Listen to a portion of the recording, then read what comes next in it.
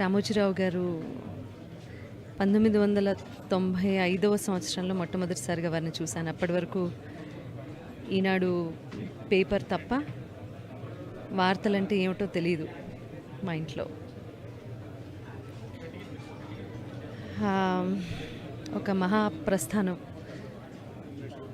మనిషి అన్నవాడు ఎప్పుడో అప్పుడు, అంటే 100 ఏళ్ల ప్రాయంలో ఎప్పుడో అప్పుడు కన్ను మూయాల్సిందే. కానీ ఆ మనిషి తాలూకు విలువ ఎప్పుడు తెలుస్తుంది అంటే, ఎంతమంది వారి కోసం కన్నీరు కార్చారు, ఎంతమంది చూడటానికి వచ్చారు అనేది, వారి విలువ ఏంటనేది తెలుస్తుంది. ఇవాళ నాలాంటి ఎన్నో లక్షల మంది, వేల మంది అభిమానులు వారిని ఆఖరిసారిగా భౌతికంగా, అంటే వారు అక్కడ వారిని చూడడానికి రావడమే చెప్తోంది ఆయన విలువేంటో.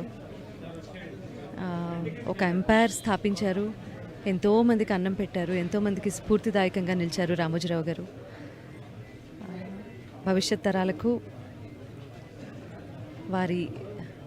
వారు చేసిన పనులు, వారు స్థాపించిన ఈ సంస్థానం ప్రతిదీ ఆదర్శప్రాయంగా నిలుస్తుంది. మాట్లాడుకుంటారు, వేనోళ్ళ పొగుడతారు.